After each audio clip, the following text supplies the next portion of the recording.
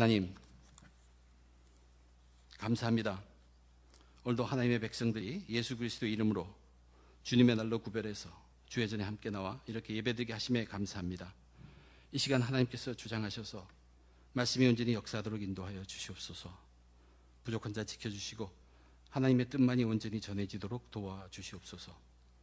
하나님 앞에 겸손함으로 함께 드린 이 귀한 예배에 은혜로 충만케 해 주시옵소서. 예수님의 이름으로 기도드립니다. 아멘. 좋은 뜻으로 했는데 의도치 않게 남에게 피해를 주어서 미안하게 되는 경우도 종종 있습니다. 그렇지만 이제 자기 혈기로 살 때, 자기 혈기로만 살아갈 때 저질렀던 것들, 그런 것들을 기억해 보면 이게 겉으로 드러나서 표면화되지 않아서 그렇지 사실 우리 속에는 부족하고 부끄러운 삶들이 가득함을 고백하게 됩니다. 이런 모습이 죄인된 인간의 모습입니다. 우리가 죄를 저질렀기 때문에 죄인이라고 성경은 말하지 않고 우리가 언제든 죄를 저질 수 있는 죄성이 꽉 차 있는 사람들이기 때문에 죄인이라고 말하는 것입니다. 우리의 본성이 죄를 언제든 저지를 수 있는 그 죄성으로 가득 차 있기 때문에 우리를 죄인이라고 부르는 것이에요. 그것을 우리는 인정해야 합니다. 요즘 성적으로 부도덕했던 과거의 현실들이 드러나서 비방받는 사람들이 미국에도 한국에도 뉴스거리가 되고 있습니다. 그들의 공통점을 보면 세상적인 능력이 아주 탁월합니다. 뛰어납니다. 그러다 보니까 부도덕한 것은 알지만 그것은 자기가 당연히 누릴 수 있다고 착각한 것이에요. 분별력을 잃은 것입니다. 그런데 그런 문제가 그들에게만 있는 것이 아니란 사실입니다. 이것은 모든 인간의 문제입니다. 모든 인간들이 죄인이기 때문에 나타나는 일이라고 성경은 말합니다. 이 말은 무슨 뜻이냐면 누구에게나 다 그런 일이 나타날 수 있다는 뜻입니다. 지금은 저희가 이게 하나님께 단단히 붙들려서 그런 부도덕한 일을 부도덕하다고 판단할 수도 있고 어떻게 사람이 저렇게 할 수 있어 라고 말도 하긴 하지만 그렇게 하는 우리들일지라도 우리 속에는 죄성이 있습니다. 죄성이 있는 죄인이기 때문에 우리도 틈을 보이면 언제든지 그렇게 넘어지기 쉽습니다. 성경은 우리 이런 인간들의 죄의 시작이 어디서 출발되냐 하면 하고 말을 하냐면 하나님으로부터 멀어져 갈 때입니다. 어떤 모양이라도 우리가 하나님으로부터 멀어질 때 그것을 성경은 죄라고 정의를 할 뿐만 아니라 바로 그 순간에 죄가 파고든다고 이야기합니다. 저와 여러분, 우리들에게 중요한 것은 우리들로 하여금 어느 때라도 깨어있을수록 도와주는 그 믿음, 그것을 항상 특별히 지금 지키는 것입니다. 그래서 저는 모든 그리스도의 성도님들이 그런 생각을 가지면서 살기를 원합니다. 나는 지금 하나님 나라에 살고 있다. 모든 세상 사람들은 세상에서 이렇게 살아가고 있지만 나는 이 세상을 하나님의 나라에 살고 있다. 그리고 나는 함께 사는 사람이 있는데 그분이 바로 예수입니다. 그럼에도 불구하고 나는 죄성이 가득한 죄인이기 때문에 성령님께 의지하지 않을 수가 없다. 나도 언제든 저 죄성이 나올 수 있기 때문에 성령님께 간구하며 산다. 그러한 것을 늘 염두에 두고 생각한 그러한 삶을 살기를 저는 간절히 바랍니다. 오늘 본문 율법사나 바리새인들, 그들은 당시 사람들이 모두 인정하는 거룩한 사람들이었어요. 그럴 뿐만 아니라 그 당시 사회생활 속에서도 그들은 기득권을 갖고 있습니다. 세상적으로 힘이 있는 자들입니다. 그런데 예수님은 그들을 대하면서 그들 가운데서 거룩함을 전혀 보지 못했습니다. 모든 사람은 저들을 거룩하다고 하는데 예수님은 그렇게 보지 않았다는 얘기예요. 그리고 그들이 기득권을 권세를 갖고 있지만 그 앞에 당당히 맞서는 예수님의 모습입니다. 그들은 하나님을 사랑하는 자들이기 때문에 그 하나님을 중심으로 그들의 삶을 살아야 하면 마땅한 자들인데도 불구하고 자기 중심에 빠진 자들도 다 전락해버렸다는 얘기입니다. 그러면서도 그들은 그런 사실을 전혀 깨닫지 못하고 있습니다. 그들의 거룩함, 그것은 위장이었습니다. 오히려 그들이 더럽고 추했으며 보통의 사람들을 더러운 죄로 빠뜨리게 하는 더 큰 죄를 저지르고 있는 것을 예수님은 아셨습니다. 유대인 지도자들, 그들은 자신들이 죄인임을 인정해야 합니다. 그리고 나타나신 그 하나님이 보내주신 예수님을 메시아로 받아들여야 합니다. 그리고 죄인에게 주신 그 복음의 메시지를 받아들여야 했습니다. 그러나 그들은 거부했습니다. 지금 예수님께서는 예루살렘을 향해 가시는 중입니다. 십자가를 향해서 결단하시고 가는 중입니다.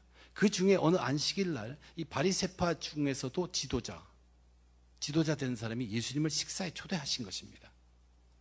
바리새파 중에 지도자가 예수님을 이때 초대한 것이 무엇일까? 왜 그랬을까? 모든 소문을 다 들어서 알고 있습니다. 그런데 이 지도자는 이제 자기 눈으로 확인하고 싶습니다. 그래서 그를 초청한 것입니다. 그런데 그 자리에서 이제 일어난 일들을 오늘 본문은 저희들에게 들려주고 있어요. 그 자리가 어떤 자리였으며 그 자리에 모인 초청받은 손님들은 어떠한 모습을 보여주고 있었고, 그래서 예수님은 그 후에 결국 그 식사 자리를 초대한 사람에게까지 뭐라고 말씀하셨나, 그것이 오늘 기록된 본문의 내용입니다. 저와 여러분, 우리들도 하나님을 사랑하는 사람입니다. 그런데 하나님을 사랑한다고 하면서 우리의 신앙에 열심을 내다가 우리도 죄성이 있는 사람들이기 때문에 범하기 쉬운 잘못들이 있습니다. 오늘 본문 속에서 예수님은 바리새인들의 그 죄를 지적하고 있는데, 잘못됨을 지적하고 있는데, 그것들이 하나하나 보면 전부 다 저와 여러분들이 짓기 쉬운 그러한 죄라는 것을 다시 한번 깨닫게 됩니다. 저희 사순절 기간이고 또 회개와 화해 기간입니다. 회개와 화해하는 마음으로 오늘 말씀을 통해서 우리들의 믿음을 다시 한번 돌아보고자 합니다. 예수님이 식사에 초대받아 갔습니다. 근데 그 집에 들어갔더니 바로 자기 앞에 눈에 띄는 한 사람이 거기 있었다는 얘기입니다. 수종병이라는 것을, 병든 사람입니다. 고창병이라고 개역성경에는 기록되어 있고, 이 수종병, 고창병이라는 것은 내부 몸 안에 있는 기관에 제대로 기능을 발휘하지 않아서, 즉 심장이나 콩팥이나 또는 간, 그런 것이 제대로 기능을 하지 못해서 이 몸속에 액체가 가득 고이는 그런 병입니다. 그래서 겉으로 드러나는 현상은 뭐냐면 붓습니다. 퉁퉁 붓습니다. 다리도 붓고 손도 붓고 얼굴도 붓는, 그러니까 누구 봐도 얼른 금방 알 수 있는 그런 병 걸린 환자가 예수님 눈앞에 바로 띄었습니다. 그런데 거기에 모이는 사람들은 예수님을 엿보고 있었다고 기록하고 있습니다. They were watching him closely. 자세히 살피고 있었다는 얘기. 그 이유가 무엇입니까? 그날이 안식일이었기 때문입니다. 그들은 이미 소문을 통해서 다 알아요. 예수님은 불쌍한 사람을 보면 반드시 문제를 해결해 주십니다. 아픈 자를 낫게 하신다는 얘기예요. 그런데 그 예수님께서 병을 고쳐주실 것을 그들은 알고 있고, 그래서 그날이 안식일이기 때문에 병을 고치게 되면 일을 한 것이 되고, 그럼 안식일을 범한 것이 되고 율법을 범한 것이 되기 때문에 그것을 지켜보고 있었다는 얘기입니다. 그런데 이 집 초청한 그 주인은 바리새파 사람들 중에 지도자라고 했죠. 그도 소문 다 들었고 알지만 예수님이 이제 3년을 공생의 사역을 마치고 마칠 즈음에 이제 자기가 지도자로서 한번 확인해 봐야겠다는 것입니다. 그래서 가까이 계실 때 한번 초청한 것이에요, 식사에. 그러면서 그런 환경을 만들어 놓았습니다. 게다가 그 사람은 수종병 든 사람입니다. 몸이 부었어요. 예수님께서 병을 고쳤다고 해도 그 붓기가 낫기까지는 며칠이 걸린다는 얘기예요. 그래서 이 자리에서 그가 완전히 그런 것을 고쳐줄 수 있을까, 그것을 증거로 보여줄 수 있을까 하는 그런 얄팍한 기대감도 갖고 그들은 모여져 있었습니다. 그런 사람이 거기 놓여 있었어요. 근데 예수님께서 이제 말을 여십니다. 입을 여시는데 이렇게 말씀하십니다. 예수께서 대답하여 율법 교사들과 바리새인들에게 이르시되, 예수님께서 대답을 했다고 기록합니다. 아무도 묻지 않았어요. 근데 그 상황이 예수님께 물은 것이에요. 무언의 상황이 예수님께 질문을 한 것이에요. 어떤 질문을 했습니까? 예수님, 오늘이 안식일인데 저 사람을 고치실 것입니까? 아닙니까? 그래서 예수님은 거기에 대답하여 이제 오히려 거꾸로 그들에게 반문합니다. 안식일에 병 고쳐주는 것이 합당하냐 아니하냐. 예수님이 이 질문을 예수님 사역 초기에 했다면 그 중에 어떤 사람들은 당당하게 우리는 안식일을 지키는 사람들입니다. 안식일은 일을 하지 않습니다 라고 예수님께 대항할 수 있었습니다. 그러나 이미 예수님은 안식일에도 능히 병을 고치시는 분으로 유명합니다. 그래서 아무도 대꾸할 수가 없습니다. 그러면서 그들은 계속 예수님을 눈여겨봅니다. 왜냐하면 저 병은 단숨에 고쳐졌다고 증거하기 어려운 병이기 때문에 그렇습니다. 근데 그들이 아무 대답이 없으니까 예수님은 그 사람을 고칩니다. 근데 예수님이 그 사람을 고친 현장을 누가는 아주 정말로 간단하게 기록하고 있습니다. 다른 데 병 고치는 걸 보면 안수를 하든가 아니면 말씀으로 하든가 해서 고치는데 여기는 그렇지 않습니다. 그들이 잠잠하거든 예수께서 그 사람을 데려다가 고쳐 보내시고 그냥 고쳐서 보내셨다는 얘기입니다.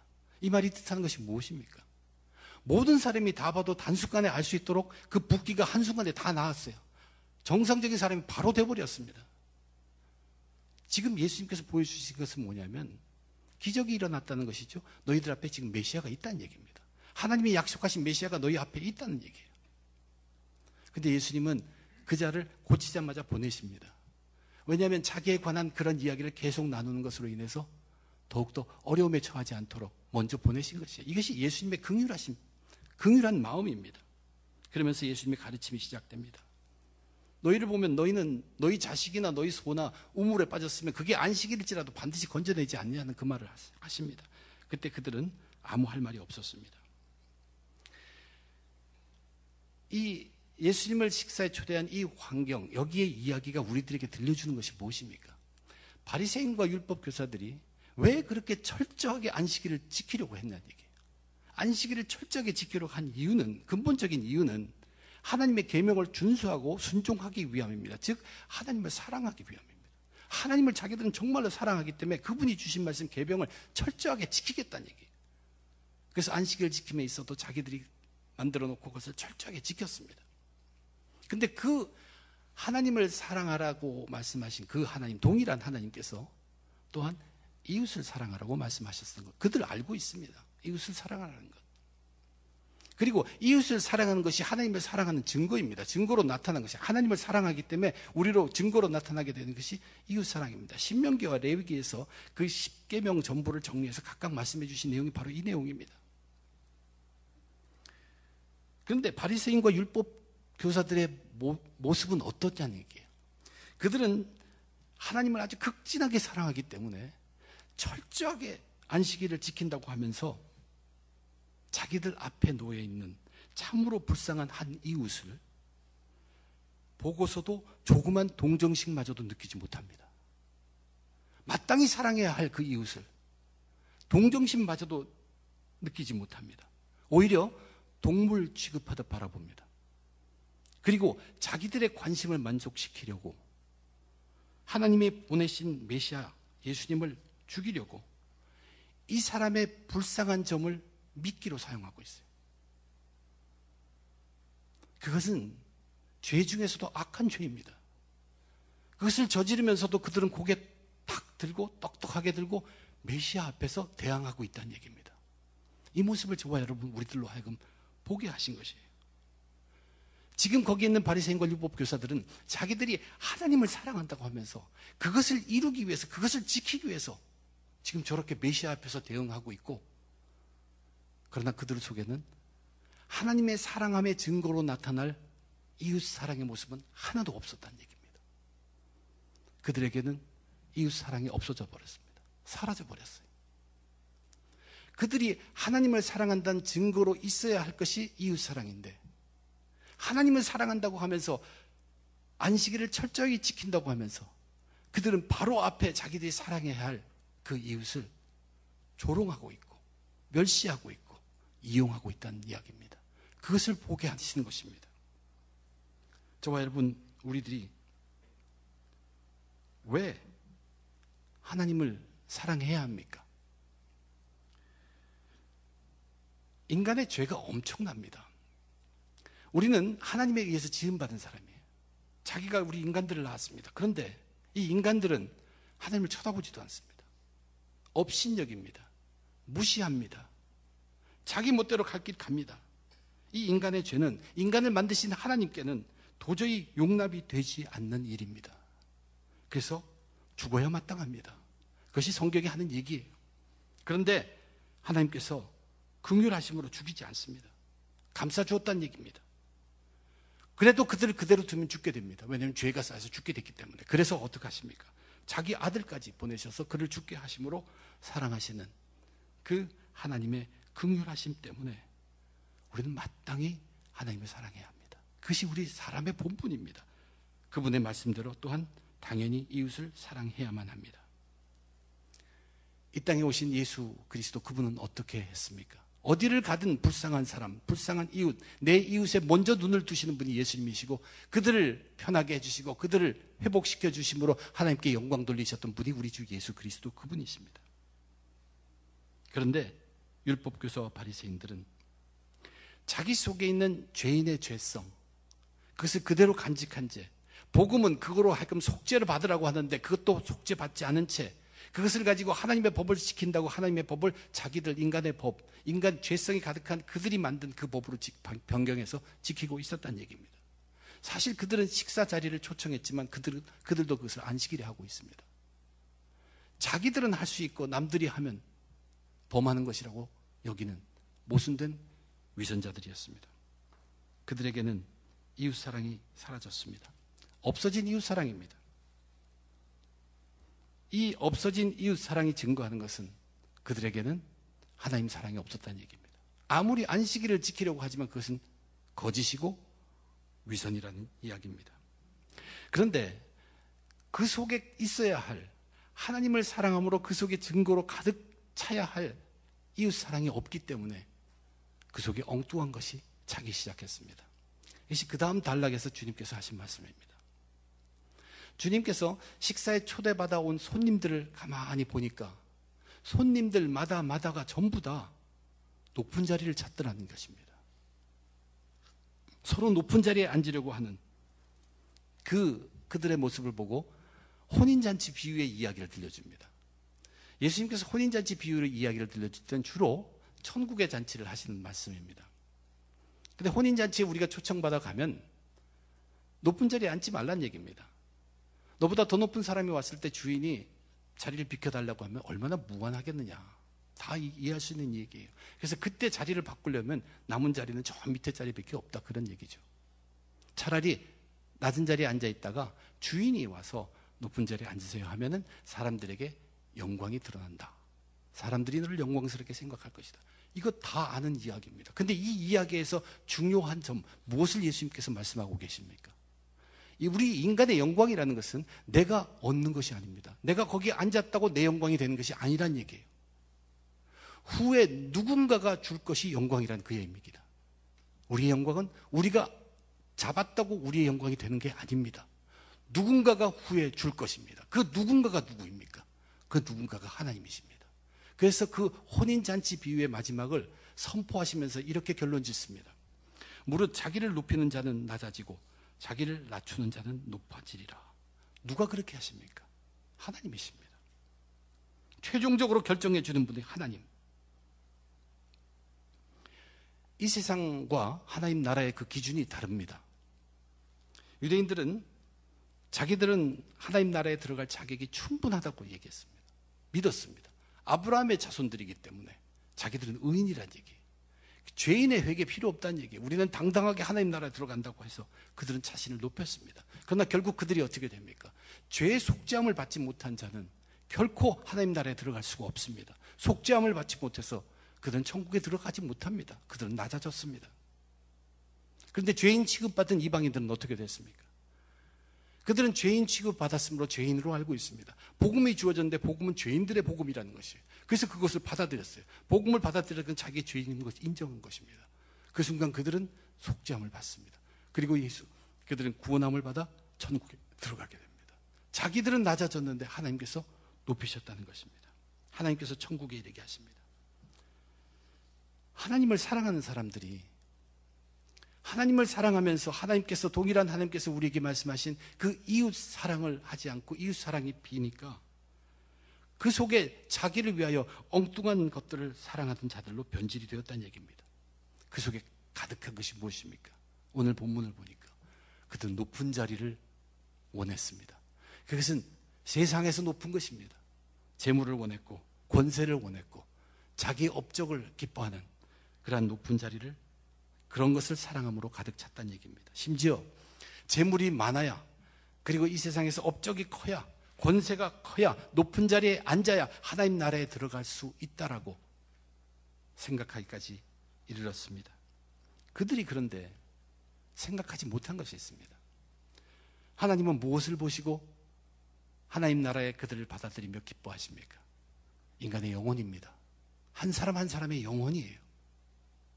모든 영혼들은 그 값이 같습니다. 근데 이들은 영혼은 뒤로한 채 세상, 부귀, 부자, 권세, 명예, 거기에만 집중하다 보니까 어떻게 됐습니까? 그들의 영혼은 시들고 말라버렸습니다. 자기 영혼은 죽어가고 있는데 그들은 부자라고, 자기들은 괜찮다고 얘기하고 있었던 것입니다. 정작 영혼이 강건한 사람은 돈에 흔들리지 않습니다. 그런 사람들을 보고 부러워하기보다는 그런 사람들의 영혼이 시들러가고 메말아가는 것을 보고서 안타까워하고 긍휼한 마음을 품는 것이 정작 믿음의 사람들의 모습입니다. 바리새파 사람들, 율법 교사들, 유대 지도자들, 그들은 사실 하나님이 주신 법을, 죄성인 인간의 그 죄성을 속죄함 받지 못하고 그 죄성을 가진 채 하나님의 법을 인간의 법으로 만들어서 그것만 지키던 사람들입니다. 그래서 그들은 지키긴 하지만 그것이 전부 다 자기 중심이 되어버렸고 그들의 영혼은 메말라가고 병들어갈 수밖에 없었습니다. 그렇기 때문에 예수님께서는 그들을 불쌍히 여기셔서, 그들을 긍휼히 여기셔서 그들에게 복음을 갖고 나타나셨던 것입니다. 죄를 회개하라고 그들을 구원해 주시기 위해서 나타났고 외쳤지만 그들은 받아들이지 않은 채 자기들의 병든 영혼들은 모르고 그저 자리싸움만 하고 있었습니다. 하나님을 사랑한다고는 하지만 마음의 중심은 계속 자기가, 그러니까 그들에게는 이웃 사랑이 없어졌고 그들 속에는 세상 것들을 사랑하는 것으로 꽉 차게 되었습니다. 그래도 그렇게 식사를 초대해서 서로 밥을 먹는 것, 이것이 자기들끼리 서로 사랑을 나누는 것이라고 그들은 생각했을지 모릅니다. 그래서 이번엔 예수님께서 그 식사 자리에 초대한 그 집 주인에게 말씀하십니다.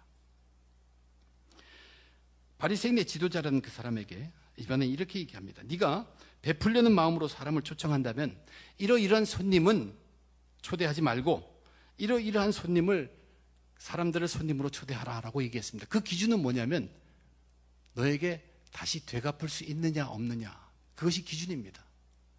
너에게 다시 갚아줄 수 있는 사람은 초대하지 말라고 얘기합니다.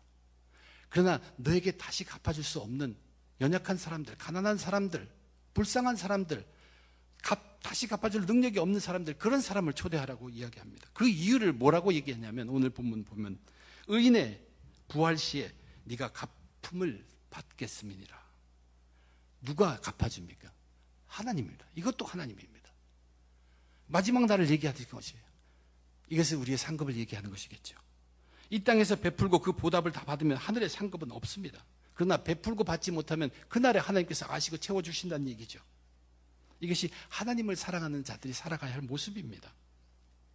그런데 우리가 생각해 보면 우리는 서로 보답해가면서 초대받고 그러면 또 그분을 초대하고 그렇게 사는 것, 담례로 그렇게 사는 것이 당연하다고 생각하면서 사는 저와 여러분 우리들입니다. 그러나 하나님의 생각은 전혀 다릅니다. 조금 심하게 얘기한다면 이렇게 주고받고 사랑을 하게 되면 어떻게 됩니까?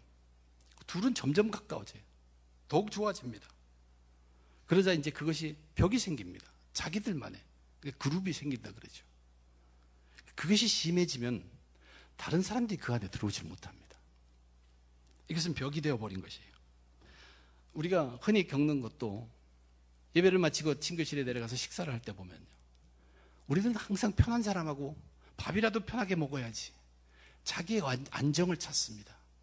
가까워져서 그 그룹을 만들고 거기서 편안하게 먹자는 것입니다. 좀 더 심하게 얘기하면 교회를 통하여 만났습니다. 근데 너무 가까워, 너무 좋아. 너무 좋다 보니까 같이 하고 싶은 일이 많은데 같이 시간을 낼 수 있는 가장 좋은 시간이 주일이야. 그래서 이제 예배도 빼놓고 그 일을 하게 된다는 얘기입니다. 이것이 무엇입니까? 이것이 바벨탑을 쌓는 것입니다. 우리 인간 죄성에 있는 것은 무엇을 끝없이 강구하냐면 우리는 안정되기를 원합니다. 안전해지고 싶어요. 그래서 벽을 쌓습니다. 거기에는 이제 하나님이 들어오는 것도 싫습니다. 그래서 하나님께서 그 바벨탑 쌓는 것을 흩어버리신 것입니다. 하나님께서는 이 끼리끼리 사랑을 좋아하지 않습니다. 교회에서 친한 사람들끼리 똘똘 뭉쳐서 사랑하는 것은 하나님께서 그렇게 기뻐하시지 않습니다. 그것은 이웃을 사랑한다고 하면서 자기 사랑하고 있는 것입니다. 자기 사랑입니다. 원래 이웃 사랑은 다 포용하고 같이 사랑하면서 그것으로 일을 하기 위함입니다. 그룹을 만들고 남이 못 들어오게 하는 사랑이 아닙니다. 그런데 우리 인간은 죄성이 있기 때문에 깨어있지 않으면 사랑한다고 하면서, 이웃 사랑한다고 하면서 자기 사랑하고 있다는 얘기입니다. 성경은 뭐라고 해야 합니까? 원래 사랑은 하나님 것이라고 했죠. 사랑은 하나님께 속한 것이니 원래 사랑은 하나님 것입니다. 우리가 말하는 자기 사랑은 이 사랑이 아닙니다. 성경에서 말하는 하나님이 얘기하시는, 하나님의 말씀하시는 사랑하라고 하는 그 사랑은 바로 예수 십자가에서 가장 잘 나타난 사랑입니다. 지금은 우리 그 예수 그리스도의 십자가에서 그것이 바로 우리가 지켜야 할 사랑의 첫 출발점입니다.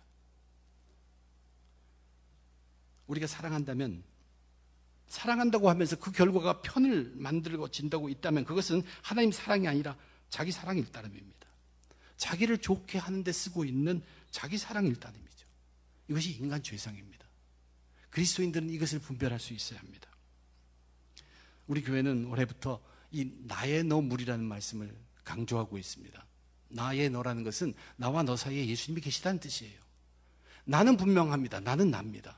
그런데 이 너가 누구냐는 얘기예요.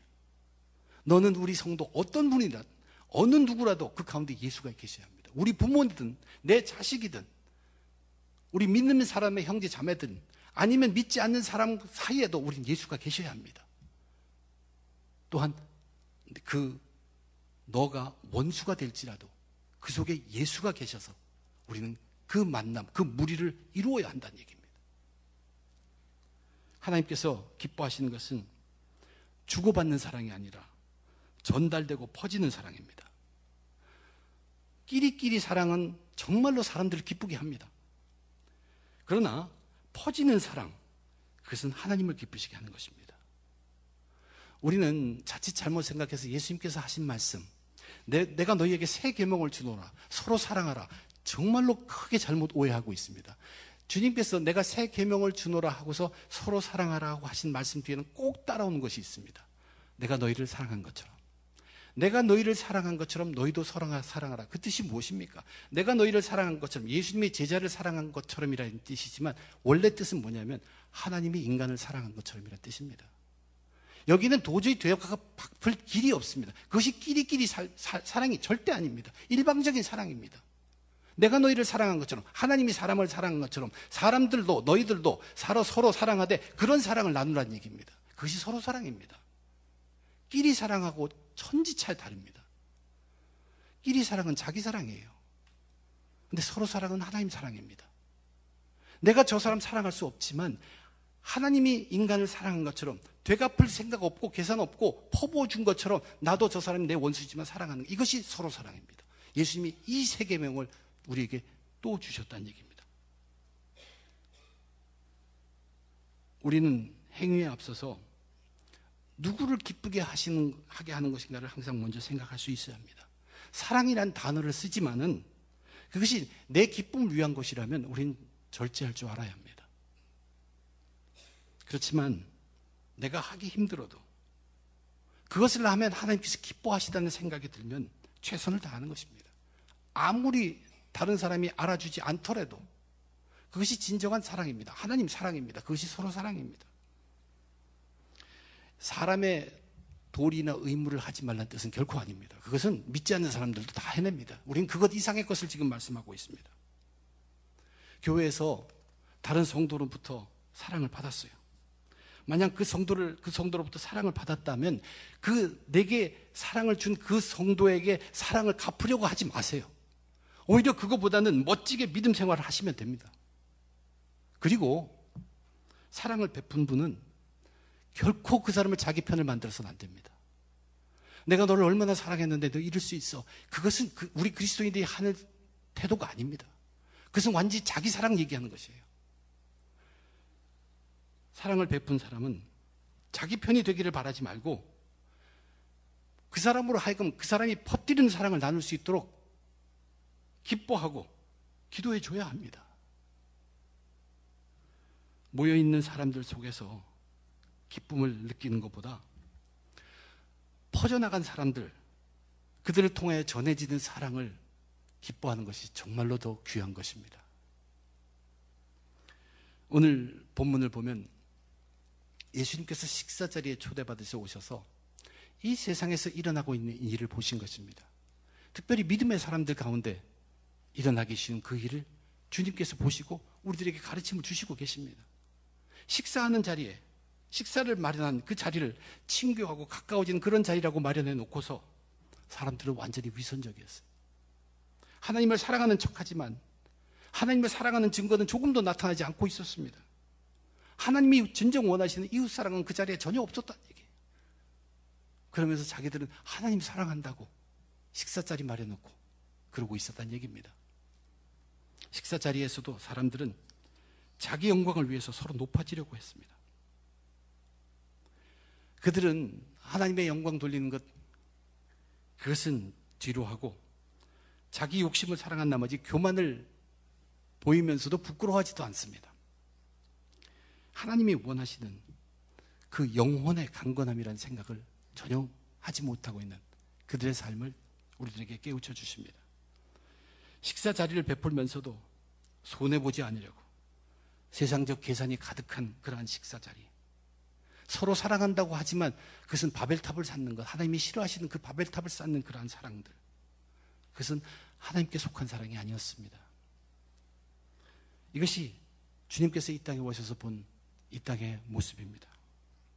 저와 여러분, 우리들은 언제 어디서나 나는 나의 너 물이라는 것, 그 무리 속에 나라는 것은 나의 너 물이라는 것, 예수와 함께 저 사람을 대하는, 예수와 함께 우리 가족을 대하는, 예수와 함께 내 원수까지도 퍼뜨릴 수 있는, 원수까지에게도 이 사랑을 퍼뜨릴 수 있는, 도전할 수 있는 그러한 사람이라는 것을 잊지 말아야 합니다. 요나단의 아버지가 이스라엘 왕, 첫 왕, 사울 왕입니다. 근데 자기 아버지 사울 왕 때문에 자기하고 정말로 절친한 다윗과 영영 이별하는 자리에서 요나단이 맹세를 합니다. 그의 맹세가 이렇습니다. 여호와께서 영원히 나와 너 사이에 계시고 내 자손과 너희 자손 가운데 계시리라. 이것이 그의 맹세였습니다. 오늘날 저와 여러분, 우리들 사이에는 너가 누구이든 간에 그 가운데 예수님이 계셔야 합니다. 그것이 우리들의 진정한 믿음의 삶입니다. 저와 여러분, 우리는 나의 너 무리로서 진정한 이웃 사랑을 회복할 수 있어야 합니다. 예수님이 바로 계실 때 우리는 그 이웃을 사랑할 수 있게 된다는 얘기입니다. 또한 예수님이 바로 계시는 내가 나의 너 무리 가운데 한 사람이 될 때 나는 세상 것에 내 정신 팔리지 않고 영혼에 집중할 수 있게 된다는 얘기입니다.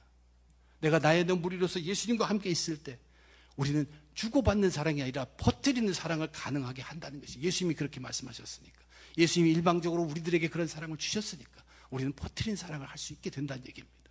그리고 이러한 사랑의 그 출처는 바로 예수님의 십자가였다는 것을 우리는 잊지 말아야 합니다. 저와 여러분, 우리 예수 십자가의 사랑으로